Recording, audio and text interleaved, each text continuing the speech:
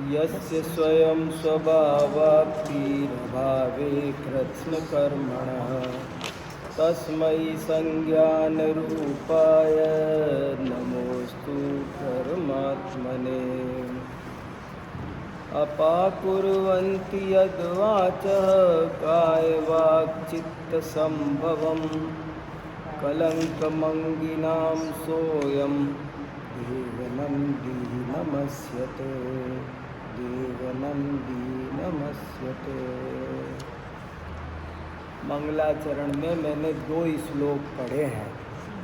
एक तो इस ग्रंथ का पहला श्लोक और दूसरा ज्ञानार्णव का एक श्लोक। 2 श्लोक इसलिए पढ़े हैं, पहला श्लोक तो इस ग्रंथ का मंगलाचरण है और उसमें उस परमात्मा को नमस्कार किया है जो कभी हमारे जैसे ही थे, परंतु उनने पुरुषार्थ करके अपनी आत्मा को शुद्ध कर लिया और वे परमात्मा बन गए। इससे हमको भी बहुत सारी शिक्षा मिलती है। हम भी बन सकते हैं, बहुत बड़ी बात मिलती है। पहली बात तो दुनिया में किसी के पल्ले ही ये नहीं पड़ता कि हम भी परमात्मा बन सकते हैं। दुनिया के सब धर्म हमको भक्त तो बनाते हैं, पर जैन धर्म ऐसा है जो भगवान बनाता है। मुझे एक बात ये भी बहुत अच्छी लगती है कि पारसनाथ भगवान की अनेक स्तुतियों में ऐसा लिखा है कि हे भगवान, दुनिया में ऐसे पारस पत्थर तो हैं जो लोहे को सोना बनाते हैं, परंतु आप ऐसे पारस पत्थर हो जो आप लोहे को पारस ही बना देते हो। बड़ा फर्क है लोहे को सोना बना दिया तुमने। लोग कहते वाह वाह वाह वाह, कमाल कर दिया। कमाल क्या कर दिया? उसने लोहे को सोना तो बनाया, पर वो चालाक था, अपना पद नहीं दिया। उसने उसको पारस नहीं बनाया। बढ़िया तो वो है जो उसे सामने वाले को भी पारस बना देता, तब थी तारीफ की बात। तो उसके संपर्क में आने से और भी पारस। हाँ, उसने कहा, अब जैसे मान लो हमको नौकरी की ज़रूरत है, भूखे हैं, तो हमें कहीं गार्ड बना दिया, नौकरी दे दी।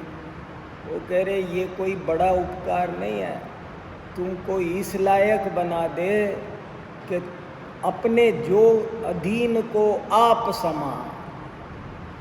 वो धनवान प्रशंसनीय है जो अधीन को अपने बराबर बना ले। ये जैन धर्म की बहुत ही मौलिक विशेषता है। कोई धर्म सब कहते तुम आ जाओ पर मेरे चरणों में बैठो, चरणों के दास सब बनाते हैं, पर भगवान कहते हैं नहीं, तुम चरणों के दास क्यों बनो, मेरे चरणों के दास क्यों बनो? तुम खुद भी भगवान हो और तुम जैसे मैं भगवान बना ऐसे तुम भी भगवान बन सकते हो। तो एक तो ये बात जैन धर्म की कुछ अद्भुत ही है जो आपको संसार में कहीं नहीं मिलेगी। जैन धर्म कहता है, और वो ये भी कहता है, भगवान ये भी कहते हैं कि तुम परमात्मा बनोगे तो मैं कोई तुम पे एहसान नहीं कर रहा। वो थोड़ा सा भी कुछ बनाएंगे ना दूसरे, तो वो ये और कहेंगे मैंने बनाया, और ये कह रहे मैंने क्या बनाया? तुम बने बनाए भगवान हो, तुमको पता ही नहीं है। तो ये इसकी खास बात है। इसलिए पहले श्लोक में तो मुझे ये बहुत बढ़िया बात लिखती है, यस्य स्वयं स्वभावा। आपको खुद ही मिल गया, हमने क्या किया, हमने तुम्हारे लिए कुछ नहीं किया। तुम अपनी, एक अच्छा अध्यापक हमेशा यही बोलेगा कि तुम में प्रतिभा थी इसलिए तुम पढ़ गए। कौन किसको पढ़ाए, हम पढ़ाते होते तो बहुत सारे और बच गए, उनको भी पढ़ाया होता। और दूसरा श्लोक मैंने इसलिए पढ़ा कि ज्ञानार्णव जैसे महान ग्रंथ में शुभचंद्र जैसे महान आचार्य ने पूज्यपाद आचार्य को नमस्कार किया। न केवल नमस्कार किया, बड़ी भक्ति से उनका गुणगान करके किया। ये कहा कि ऐसे पूज्यपाद आचार्य धन्य हैं जिन्होंने हमारे तीनों दोष दूर करने का काम किया। कोई हमको एक फील्ड में सक्सेस दिलाता है, लेकिन इन्होंने हमारे पास जीवन त्रिआयामी प्रक्रिया है, 3 डायमेंशन, लाइफ भी 3D है। तो उन्होंने हमारे ये तीनों डायमेंशन ठीक किए। एक ये भी बात बहुत समझने की है कि लाइफ 3D है, जीवन त्रिआयामी है, मन, वचन, काय। देखो कभी कभी कोई ऐसा बहुत कहते हैं, थोड़ा खींच के कहते हैं कि तुम इतने दिन से शास्त्र सुन रहे हो, पढ़ते हो, तुम्हारे जीवन में कोई परिवर्तन ही नहीं आया, क्या फायदा। ऐसे आपको कुछ लोग कहते मिलेंगे। और ये बात एक हिसाब से तो ठीक है, मैं भी मानता हूँ कि भाई जीवन में भी वही ज्ञान अच्छा है जो आचरण में भी आए। लेकिन कुछ लोग इस बहाने थोड़ी अति करते हैं और वो कहते तुम इतने दिन से प्रवचनों में जाते हो, स्वाध्याय करते हो, क्या फ़ायदा, हम ही बढ़िया, हमको ज्ञान नहीं है। तुमको ज्ञान है फिर तुमने क्या तीर मार लिया। वो अपने अज्ञान का, अपने प्रमाद का इस बात से पोषण करते हैं। देखो ठीक है, जैसे हमने शास्त्र में सुना कि भाई जमी कंद मत खाओ, 10 बार सुना, फिर भी खाए जा रहे हैं, तो शिक्षा देने के लिए ये कहा जाएगा भाई तुम्हारे सुनने का क्या फ़ायदा जब तुम छोड़ते नहीं। लेकिन एक बात और भी है, हर चीज़ के 2 पहलू हैं कि ऐसा नहीं है कि जीवन में कोई फर्क नहीं पड़ता है शास्त्र सुनने से, कभी कभी फर्क दिखता नहीं है। जैसे किसी को कहा तुम रात को खाना छोड़ो, अब वो बेचारा रोज़ सुनता है, समझता है, लेकिन उसकी परिस्थितियां ऐसी खतरनाक है कि वो नहीं छोड़ पा रहा है। फिलहाल जो भी बात है वो अपने मोह के कारण, राग के कारण नहीं छोड़ पा रहा है। लेकिन इसका मतलब ये नहीं है कि उसमें कोई फर्क नहीं पड़ा है, उसकी श्रद्धा में फर्क पड़ा है ना, उसके ज्ञान में फर्क पड़ा है ना, उसके चारित्र में थोड़े दिन बाद दिखेगा। किसी का मन ठीक होता है तो ये भी ठीक होना ही है, जीवन में उतरना ही है। जैसे अपन मकान बनाते हैं तो मकान बनाते समय पहले नींव भरते हैं, कभी कभी तो 2-2 मीटर 3-3 मीटर नींव भरते, 4-4 मीटर। तो जब तक वो 15 दिन तक काम चल रहा है, नींव भरी जा रही है, तो कोई कहेगा काहे का मकान बन रहा है, एक ईंट तो ऊपर आई नहीं। अरे आएगी जब दिखेगी, अभी अंदर सेट हो रही है। ऐसे ही पहले मन शुद्धि होती है, और वो मन शुद्ध हो रहा है, वो भी शुद्ध हो रहा है, वो भी जीवन में फर्क पड़ रहा है। आप कई बार बच्चों को कुछ कहते नहीं, लेकिन कहते रहना चाहिए। मैंने एक बात ये और समझी है कि बच्चों को प्रेम से, सलीके से बोलते जरूर जाओ, वक्त बेवक्त, धीरे धीरे, जरा सा इशारा सा करते जाओ उनको। वो इशारा आपको पता नहीं चल रहा है कितना काम कर रहा है, आपके सामने नहीं दिखेगा। कभी कभी तो हमारे जीते जी आखिरी सांस तक नहीं दिखता, लेकिन हमारे मरने के बाद ही सही वो जरूर दिखता है, आता है।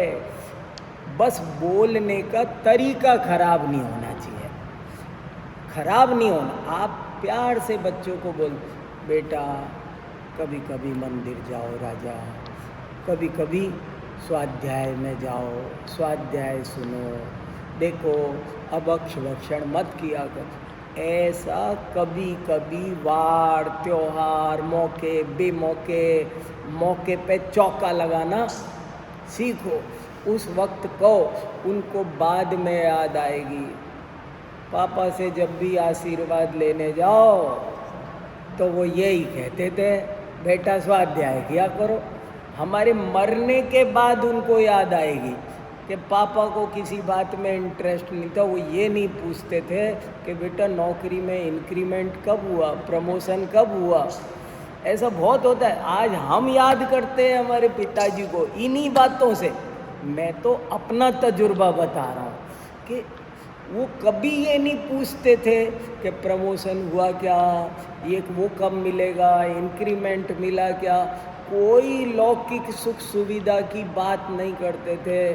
साल 6 महीने में भी मिलो, बेटा स्वाध्याय करते हो कि नहीं, मंदिर जाते हो कि नहीं, शुद्ध खान पान रखो, सब यही बात बोलते थे। इसके बाबा जी थे, जब देखो तब यही बात किसी को भी बोलते थे। और इसलिए बोलते रहो, बस ध्यान रहे, ज़्यादा नहीं बोलना, तरीका खराब नहीं होना चाहिए। उनको इतना ज़्यादा घृणा जैसी नहीं हो जाए, पुश मत करो, दबाव मत डालो, लेकिन उनके कान में अपनी बात रखो, जाने दो। कोई कोई कहते हैं, कोई कोई ऐसे करते हैं कि इनको बुरी लगेगी, सो हम तो इनके मन की बोलते हैं, ये भी गलत करते हैं। कोई कहते हैं हम इनसे बोलेंगे ना बेटा रात में खाना मत खाया करो, तो इनको बुरा लगेगा, इसलिए हम तो कहते हैं खाओ बेटा, मस्त रहो, सुखी रहो। ये भी दोनों तरह की गड़बड़ है। मैंने कई लोगों को देखा है। मैं एक महिला को जानता हूँ, उसके पिताजी तो उसके पति तो बेटे को ऐसे कहते थे कि बेटा ऐसे ऐसे, वो क्या, अरे वो सोचती थी ये मुझे ज़्यादा प्यार करे, इसलिए मैं इसके मन के अनुकूल बोलूँ। ये भी गलत हो जाएगा। मुझे इस किताब का नाम इष्टोपदेश बहुत बढ़िया लगा। क्यों लगा? और इष्ट का अर्थ मैं कई बार कह चुका। हाँ, इष्ट का अर्थ केवल ऐसे नहीं है कि तुम फ्रिज का पानी पियो बेटा। बहुत से लोग तो ऐसे सेफ जोन में रहते हैं कि हमारी तरफ से ये जाए भाड़ में, इसकी ज़िंदगी जाए भाड़ में, हमारे रिलेशन बहुत बढ़िया रहे, हम इसको लूटे ठगे। मेरे को एक डॉक्टर तक ने बोला, आपको सही बता रहा हूँ, ये कहा अजी हम तो वो काम करते जिससे मरीज खुश रहे। हाँ, तो डॉक्टर का तो ज़्यादा ही पेशा ही ऐसा है ना। कई बार मैंने कहा भाई ये क्या मतलब हुआ? अब जैसे हाँ पी फ्रिज का पानी, जा भाड़ में, तेरे झुक होना। अरे इसका नाम इष्ट नहीं है। इष्ट उसका नाम है जो वास्तव में भला करे। भला करने वाला लगना वो अलग बात है, और भला करना उस जीव को तरीके से भले करने वाले रास्ते पर लगा दो। बहु आरंभ परिग्रह में ये खरीदो, वो खरीदो, ये खाओ, वहाँ पार्टी मनाओ, घूमो। तुम क्यों अपने मुंह से उनको आरंभ परिग्रह में लगा रहे हो?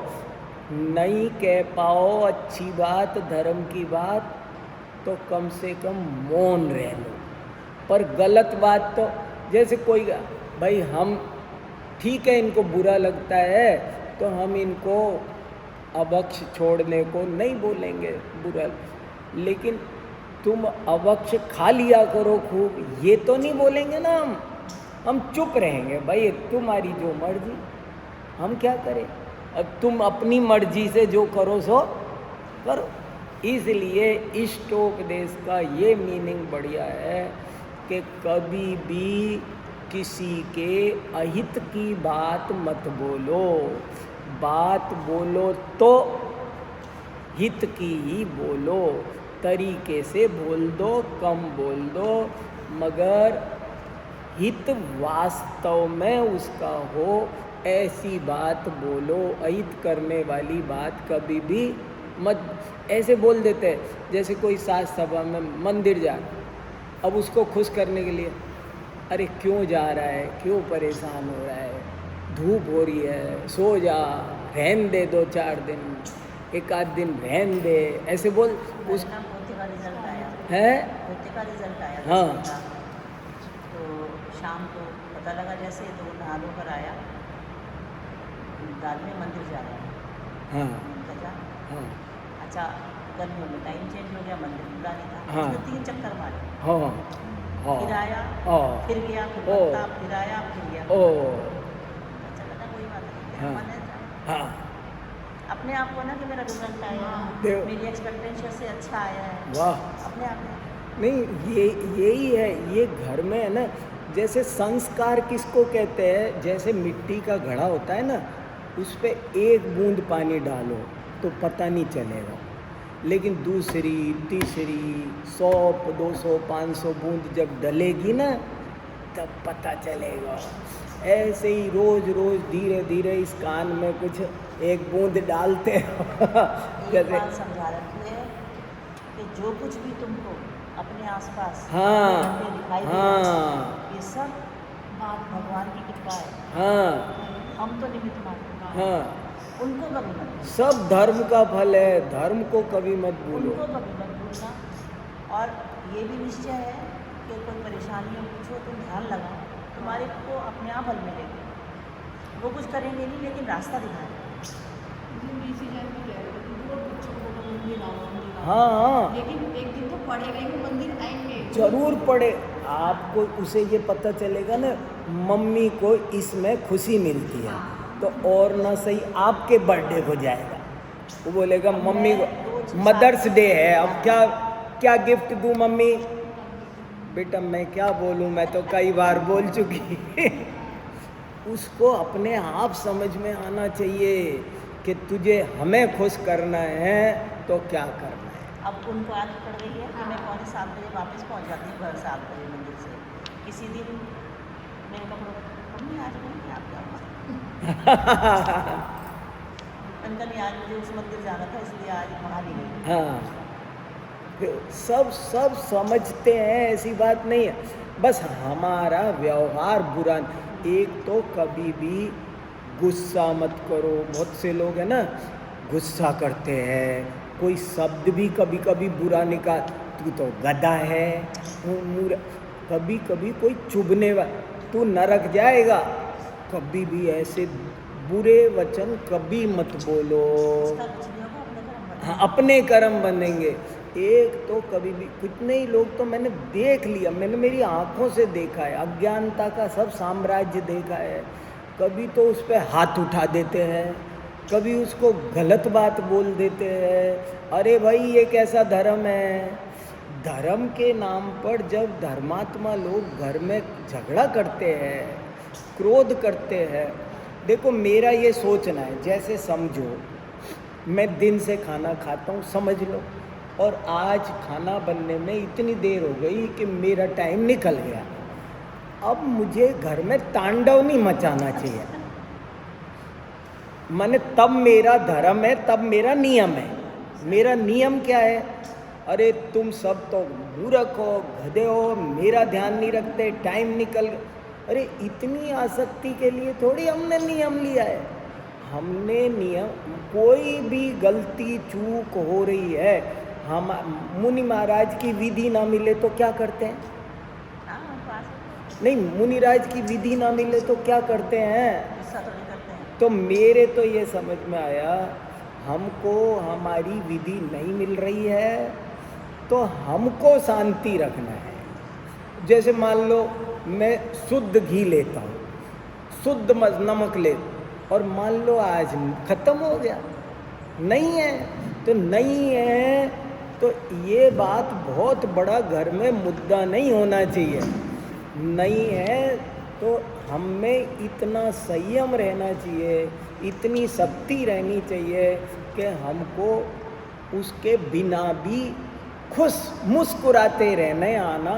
मुझे ये बहुत अच्छा लगता है। मुनि महाराज को विधि नहीं मिलती है, कई बार तो कई दिन नहीं मिलती है, जिंदगी में आए दिन ही नहीं मिलती है। सोचो कोई दिन उनका भी तो आता होगा जब बहुत तेज भूख लग रही होगी। देखो ऋतु कैसी होती है, बहुत भयंकर गर्मी पड़ रही होती है और मुनिराज का अंतराय आ जाता है, वे एक लफ्ज नहीं बोलते। अगर हम उनके भक्त हैं तो हम में भी वैसी ही शांति, कोई बात नहीं।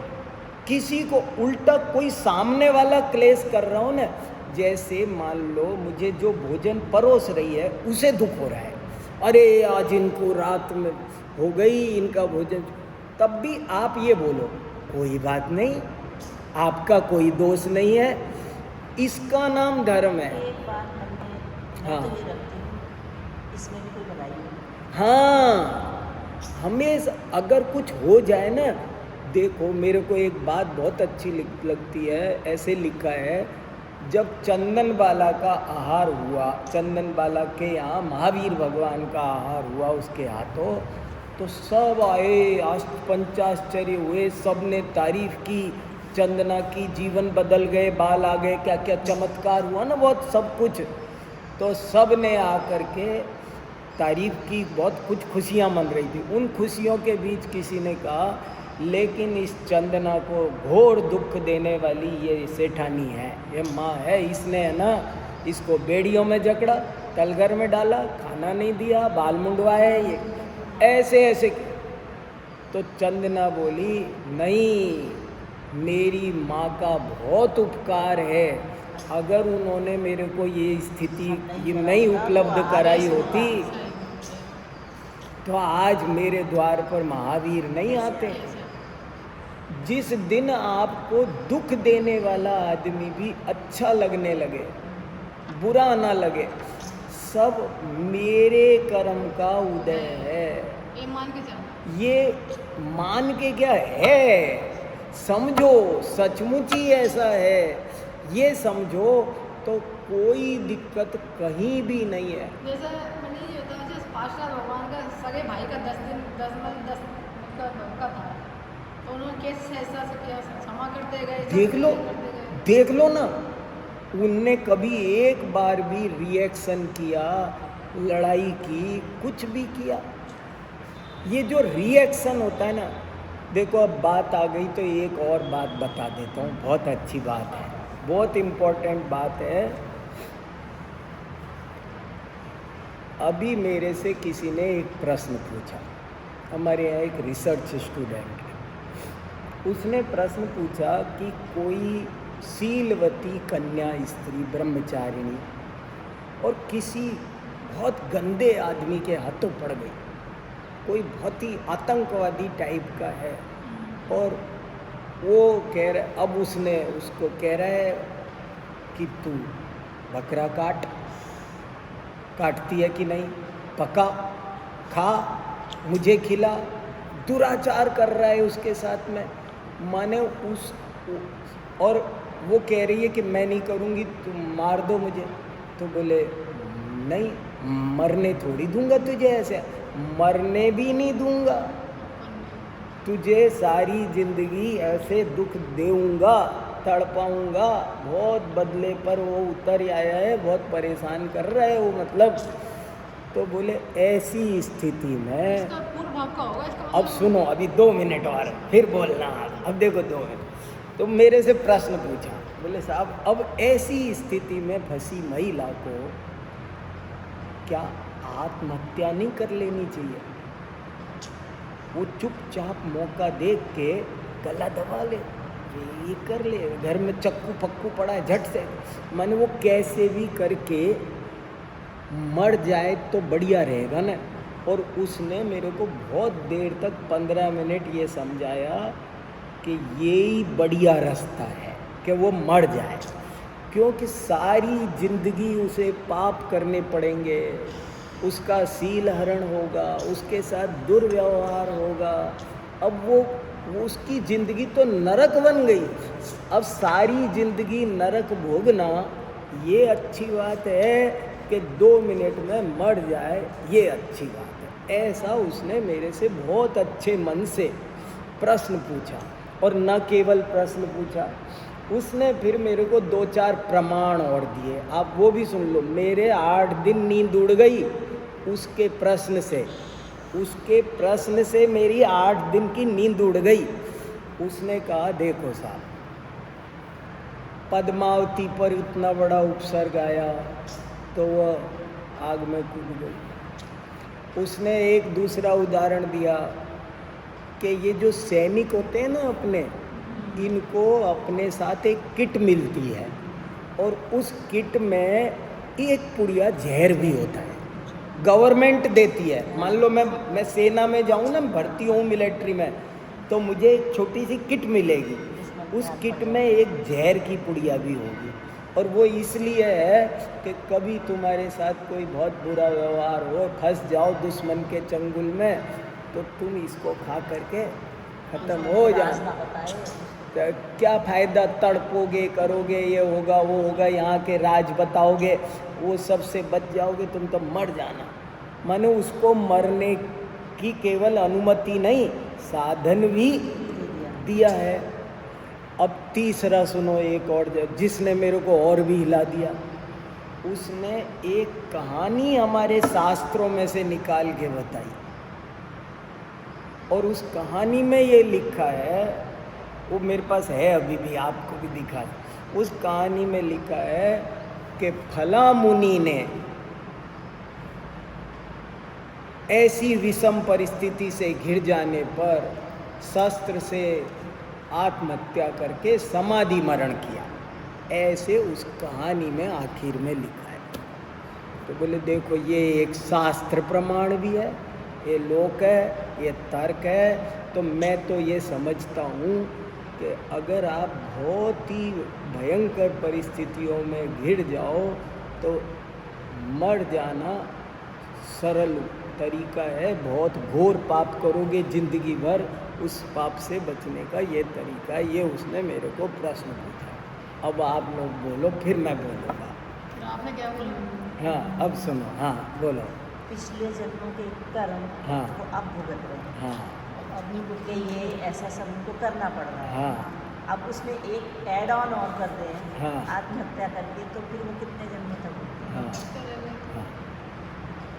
वो अपनी तरफ लाए। नहीं, ये बताओ, नहीं, आत्महत्या नहीं करनी। नहीं ये बताओ क्या, है ही, ये गलत है। नहीं नहीं ये नहीं, फिर ये भी बताओ, सबसे बड़ा क्या करें? ये बताओ कि वो करे क्या। सही जरूर क्या? नहीं, ये तो देखो, अपन सभी एक झटके में यही बोलेंगे।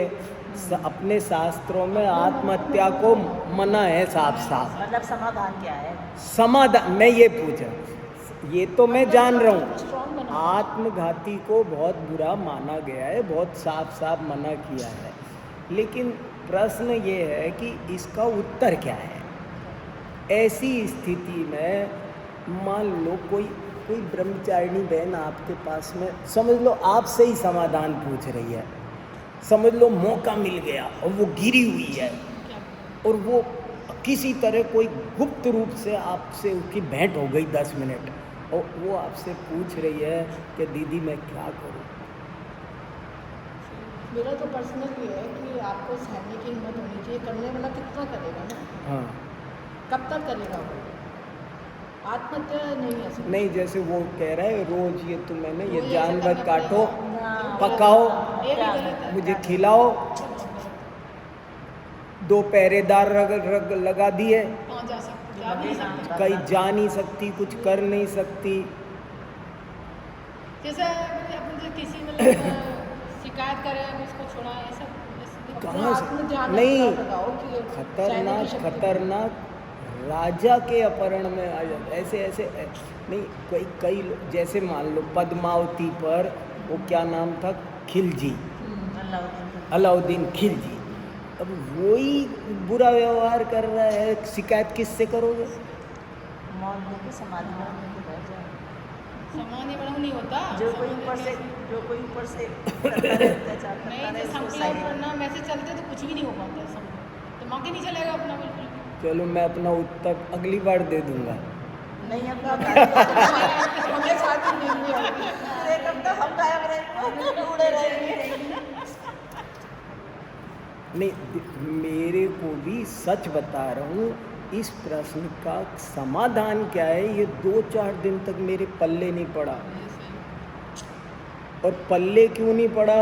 एक तो मेरे को वो कहानी मिल गई शास्त्र में। हाँ, शास्त्र में आपको प्रमाण मिल गया ना। क्यों अपनी मुनि जो पंडित जी बता रहे हैं, लिखी है कहानी ऐसी लिखी एक। है, वही हाँ, तो कह रही हूँ। अब सुनो मेरी बात।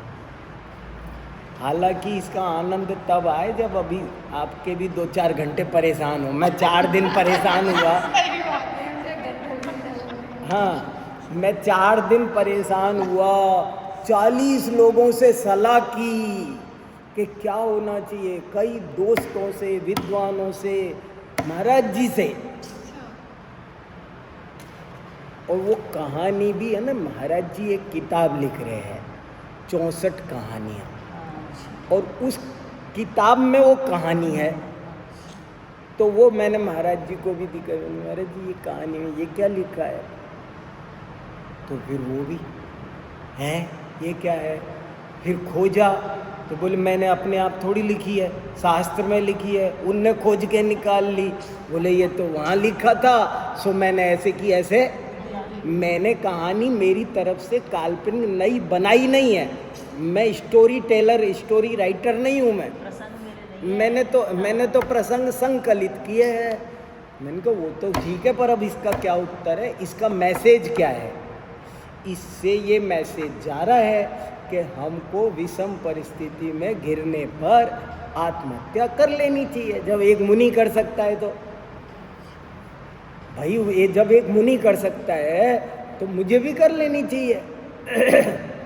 लेकिन साहब, बहुत रिसर्च करने के बाद पहली तो ज़बरदस्त बात ये मिली कि वो कहानी छेपक है, किसी ने बाद में ऐड ऑन कर दी है, मूल ग्रंथ में नहीं है। जैन धर्म में लाखों कहानियाँ हैं, मगर ये एक कहानी किसी ने दूसरी परंपरा से घुसा दी। वो कहाँ से आई वो भी हमने खोज लिया। कितनी मेहनत की, मैं 15 दिन लग गए इस काम में। मैंने कहा ये पहली बात तो ये कहानी दिगंबर जैन धर्म की नहीं है। एक तो बोझा माथे से बहुत बड़ा जो सबसे ज़्यादा तकलीफ दे रहा था। दूसरा मुद्दा ये कि भाई पद्मावती ने जो कुछ किया इसकी प्रशंसा केवल सामाजिक दृष्टि से करते हैं, धार्मिक दृष्टि नहीं है ये। उसने जो कुछ किया ये राजनीति, सामाजिक, ये लोकाचार की, वो मर गई लेकिन दुश्मन के हाथ नहीं पड़ी। इस वजह से उसके इस शील व्रत की भावना की छत्राणीपना उसने दिखाया। इस वजह से उसको लौकिक दृष्टि से महिमा मंडन करते हैं, धार्मिक दृष्टि से नहीं करते। ऐसे ही वो सैनिक का वाला उदाहरण है कि सैनिक को भी जो किट दी गई है वो इसलिए दी गई है कि उसे वहाँ पर सता करके देश के हमारे गोपनीय राज खुलवाए, नन खुलवाए। वो एक मरेगा, सबको तो नहीं मारेगा। तो ऐसे ये 2-3 बातों का सवाल। फिर सुनो, अब उसको क्या करना चाहिए? जो गिर जाए तो उसको क्या करना चाहिए? अब इसका उत्तर सुनना आप ध्यान से, तो बहुत पकड़ के निकला है। पहला समाधान, जो धर्मात्मा होते हैं क्रोध नहीं करते हैं, प्रतिक्रिया नहीं करते हैं, लड़ते नहीं हैं, संघर्ष नहीं करते हैं, कसाय का उत्तेजना का रास्ता नहीं चुनते हैं, उन पर प्रथम तो उपसर्ग आता नहीं। ये बहुत इम्पोर्टेंट बात बता रहा हूँ। इंद्रो मुनि नाम सखा, देवी देवता सब सहायता करते धर्मात्माओं की। देखो आप क्या समझ रहे हो, चंदन बाला पर ऐसे ही दुख नहीं आए होंगे जो मैं कह रहा हूँ। ये जो मैं चंदना का अपहरण कोई आसान आदमी ने नहीं किया था, भीलों का खतरनाक राजा ले गया। उसने कितनी कोशिश की होगी उसके साथ में दुराचार करने की, उसको कितने पर ये सब सतियों को तरह तरह से इनको प्रलोभन दिए, सताया होगा, मारा पीटा होगा, थप्पड़ पड़ा होगा, जो कुछ हुआ होगा, दूतियाँ लगाई, सब किया, लेकिन इन्होंने कभी भी कसाय का रास्ता नहीं चुना। ये सुनो, अभी उसको गाली नहीं दी, ये नहीं कि उसको गाली देने शुरू हो गए। ये मौन लेके, जो अभी आप कह रहे थे ना, मौन लेके नमोकार मंत्र, जैसे देखो वो कहे तुम ये करो नमो हरिहर, अब वो कैसे कराएगा आपसे, आपको मारेगा तो मर जाना, वो आपको मारेगा तो मर जाना। आग में झोंक रहा हूँ, सुनती नहीं, तू तेरे मन में आए जो तू कर ले। उसे ये समझना चाहिए ये मेरे मैंने कभी कोई ऐसा शुभ कर्म किया होगा जिससे आज मेरे ऊपर ऐसी विपदा आई है, लेकिन अब मैं जीव हिंसा करूं, मैं दुराचार से, जैसे मान लो वो जानवर काट के पका के वो आपके मुंह में रख ही दे, समझ लो, तब भी अभी आपको दोष नहीं लगेगा, क्योंकि निगलना तो आपको है। देखो बिना इच्छा के कभी भी किसी महिला के साथ भी कोई गलत काम हो नहीं सकता। वो कहीं न कहीं वो खुद भी ढीली हो जाती है जब विपदा से, संकट से, भय से, लोभ से, किसी न किसी कारण से, तभी ऐसा वो करती है, नहीं तो नहीं करती है। हो ही नहीं सकता है। इनको कम संकट नहीं मिले हैं। जितनी सतियों के उदाहरण है ना, ये तो शास्त्रों में इतना डिटेल लिखा नहीं है, लेकिन उनको तरह तरह से सताया गया, मारा गया। सीता जी के जीव है जैसा, अरे महा दुख दिए गए, कम दुख दिए गए क्या? तरह तरह से डराए गए। माया, पुराने जमाने में माया चलती थी, राम को मरता दिखा दिया, ये करता दिखा दिया, उसका सिर कटता दिखा, कुछ रावण समझा रहा है, देख मर गया राम तो, अब तू क्या करेगी, यहाँ पटरानी बनेगी, सोने की लंका है, क्या लोभ दिया उसको। लेकिन फिर भी उसने तनिक मात्र भी उसके मन में ये शील व्रत है। तो पहला उत्तर तो ये कि कसाय के रास्ते से बात बढ़ती है, बिगड़ती है। जब आप भी टक्कर लेना शुरू कर रहे हो, आप भी गालियां गलौज शुरू कर रहे हो, आप लड़ रहे हो, आप कभी भी एक हाथ से ताली लंबी नहीं बजेगी। आप है ना मौन लेके, आप तो अब no reply is best reply, मेरा धर्म है बस। नमो अरिहंता, नमो सिद्धा, नमोकार मंत्र, जो कुछ होगा हो जाए। वो गर्दन काट दे, तू जानवर काट, मेरे मुंह में रख, वो हाड़ेगा डर। अब जो होनार होगा ना वो हो जाएगा, उसको दोष नहीं है। उसको दोष तब है जब वो शिथिल, उसने जिस दिन ब्रह्मचर्य लिया होगा, जिस दिन व्रत लिया होगा, उस दिन उसने ये सोचा होगा प्राण चले जाएं पर मैं अपने शील व्रत का त्याग नहीं करूं। अब एक और उत्तर दे दूं, दो उत्तर दे दिए। पहली बात, धर्मात्मा पर ऐसा उपसर्ग आएगा ही नहीं। कितनी सतियों पर लाखों करोड़ों सतियां है ना, शांति से मोक्ष चली गई। लाखों करोड़ों मुनि महाराज शांति से मोक्ष चले गए। सब पर थोड़ी संकट आए हैं। जिनका पूर्व का महापाप उदय में था उन पर संकट आ गए। कोई हमारा महापाप उदय में होगा ना, मान लो मैं सीलवती कन्या हूँ और मेरे ऊपर कोई महापाप पूर्व का होगा तो उदय आएगा। अब इसमें मैं और कसाई करूँगा तो गड़बड़ है। तो पहली बात तो धर्मात्मा पर उपसर्ग नहीं आएगा। दूसरा उत्तर, कदाचित पूर्व कर्म के उदय से आ जाए तो आप शांति से सहन करो। उसमें कसाई को आग में घी डालने का काम। गड़बड़ क्या होती है, आग में घी जब हम डाल देते हैं ना तो बढ़ जाता। और तीसरा पॉइंट और बता दूं, शास्त्रों में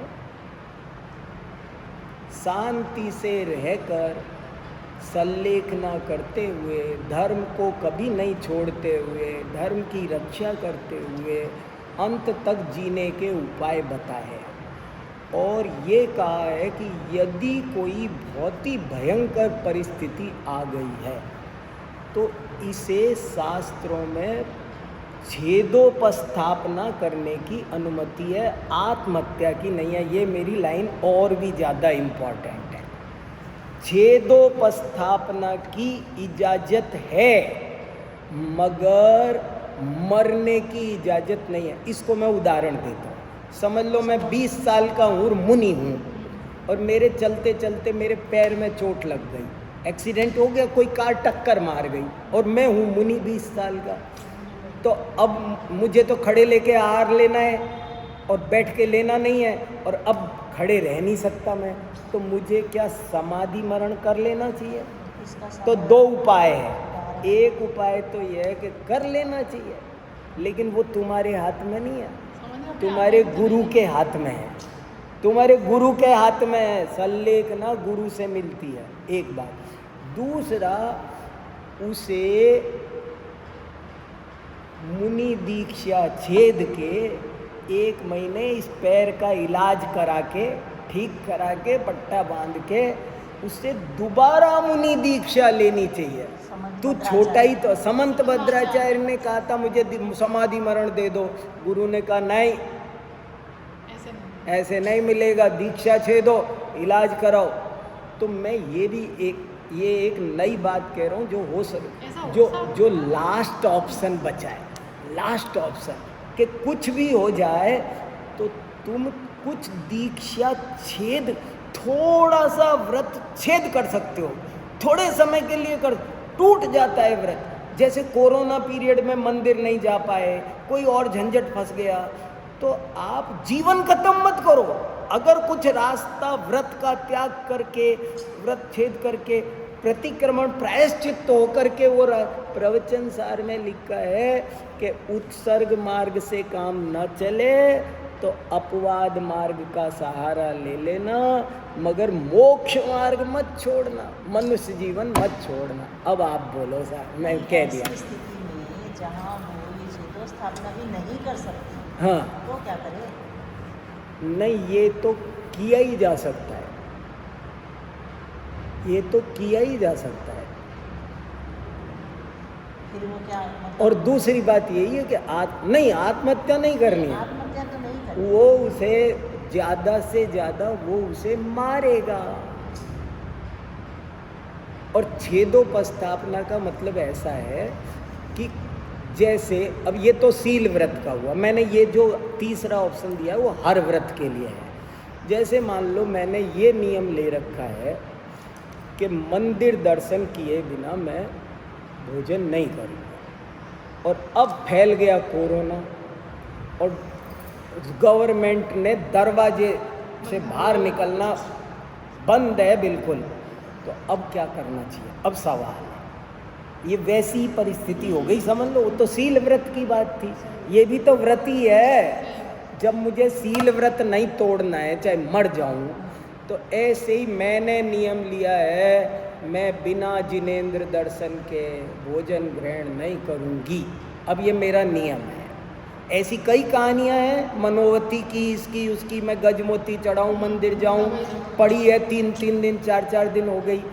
तो अब ये उदाहरण है बहुत अच्छे महासतियों के, कि उसने खाना नहीं खाया चाहे 8 दिन हो गए, और घर वालों को चिंता करवा दी, और तब जा कर के घर वाले मंदिर ले गए, दर्शन कराए, सब कुछ हो गया। बहुत सारे, अर्जुन लाल सेठी थे स्वतंत्रता सेनानियों में, उनको गवर्नमेंट ने जेल में डाल दिया, खाना दे रही है, उनने कहा मेरे प्रतिज्ञा है मैं मंदिर दर्शन किए बिना खाना नहीं खाता। उन्होंने कहा यहाँ जेलरों को मंदिर दर्शन कराएंगे क्या? बोले मैं कब कह रहा हूँ, बस मैं खाना नहीं खाऊंगा। सरकार डर गई कि ये मर जाएगा, 10 दिन हो गए खाना खाए, तो सरकार ने परमिशन दी, भैया एक आदमी इसको पुलिस की जीप में ले जाया करो, मंदिर दर्शन करा के ले आया करो, जेल में रखो, हथकड़ी में रखो, पर ये मर जाएगा। तो एक तरीका तो ये है कि आपकी समस्या का सॉल्यूशन हो जाना चाहिए, मतलब ये है कि और अगर नहीं, आप दृष्टि हैं, और नहीं, हाँ रास्ते निकलते निकलेंगे, और नहीं निकल पा रहे हैं तो एक और ऑप्शन मैंने बताया है आपको आखिरी, कि मेरा नियम है कि मैं तो बिना देव दर्शन के भोजन नहीं करूँगा, और गवर्नमेंट ने बंद कर दिए दरवाजे कि तुम 2 महीने निकलोगे नहीं बेटा घर के बाहर, अब देव दर्शन संभव नहीं है। तो एक उपाय तो ये है कि तुम शांति से सल्लेख ना करके मर जाओ। मेरा नियम है मैं तो देव दर्शन के बिना भोजन नहीं करूँगा तो नहीं करूँगा, बिना आकुलता किए शांति से प्राण निकलें तो निकल जाए, तुम खाना मत खाओ।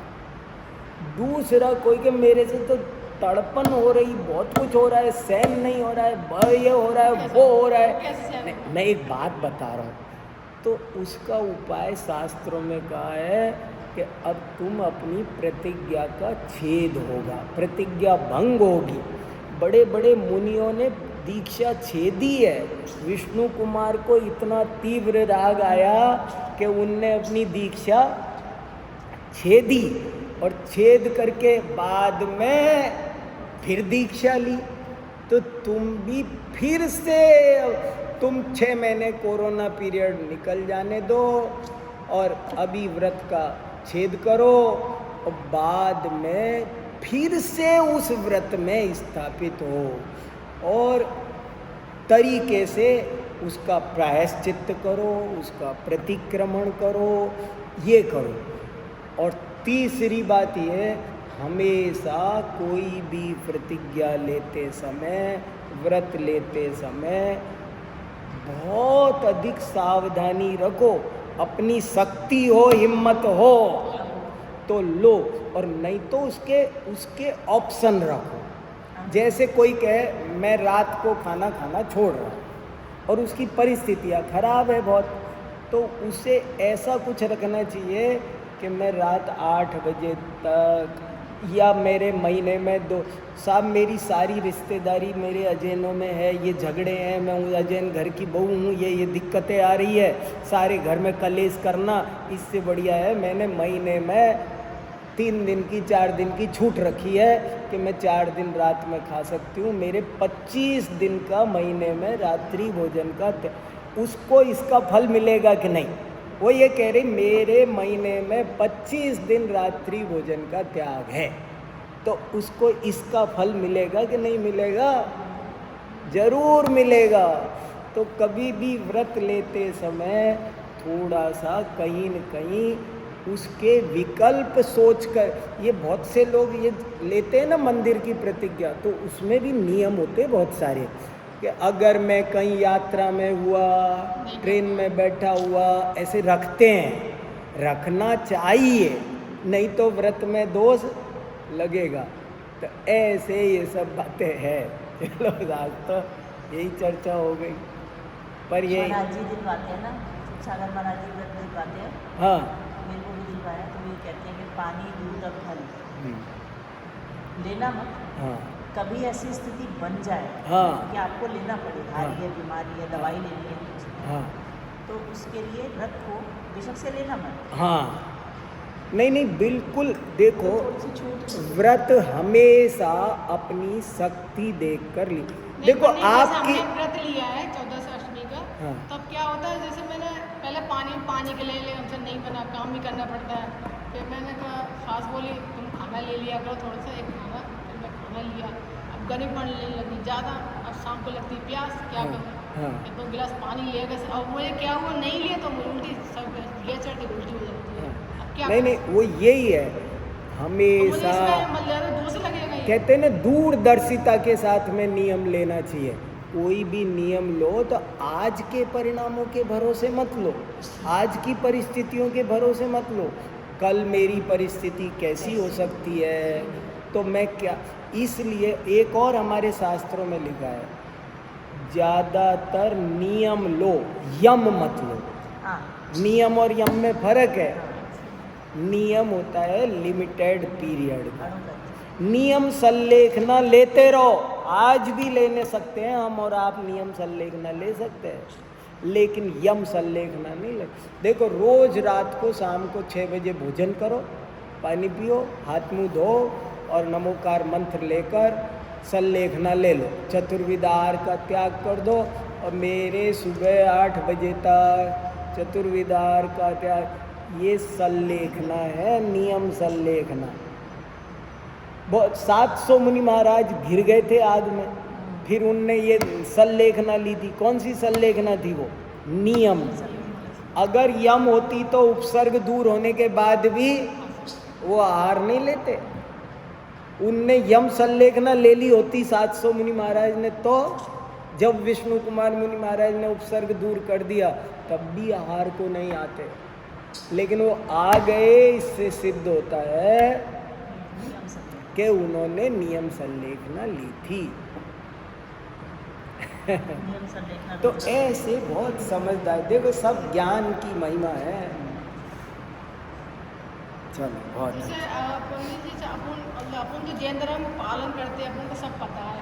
जैसे अर्थ समाज में एक फ्रेंड है, वो मतलब वो भी परेशान है, उसको मैं कैसे समझूँ इस चीज़ को? मतलब उनको तुम धर्म करो या तो अपने मतलब देओ किताबें देओ, यहाँ आने को बोलो। कई बार बातें अपने से नहीं होती है, अपन को किसी न किसी के पास भेजना चाहिए। अरे अपन को समझ है, उसको समझ नहीं है। हाँ, तो उसको कैसे अत्याचार समझा? सहती है पत्नी उसको से। वो समझाएगा जिसको समझाना आता हो। कई बार अपने हर काम में ट्रेनिंग चाहिए होती है। बहुत 4 दवाई हमें आती है, लेकिन अपन क्यों भाई साहब डॉक्टर के पास क्यों भेजते हैं? सारी दवाइयाँ अपने पास है तो सही उनके पास में, क्यों उठा के नहीं दे देते? हर एक ऐसे नहीं दे सकता, और हर एक से वो बात समझ में भी नहीं आती। इसलिए आप तो उनको कहो, सभाओं में जाओ, सुनो, पढ़ो, ये ऐसे ही करो। और क्या कर सकते हैं? कुछ उसकी काललब्धि आनी चाहिए। आपने मुझे कौन सही लगा कि जैसे अपन को धर्म को नहीं छोड़ना, कभी भी नहीं छोड़ना, गुस्सा भी नहीं करना, किसी पर नाराज नहीं होना।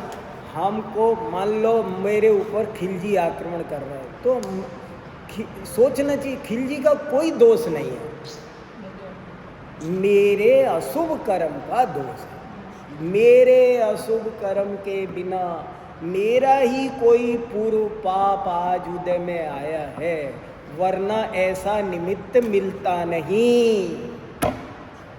ये मैंने खेती बोई है, मैंने कोई कांटे बो रखे हैं, वे ही आज उगे हैं। ये निर्दोष है। जब आप किसी, अरे अच्छे अच्छे अंगुली मालों का हृदय बदल जाता है।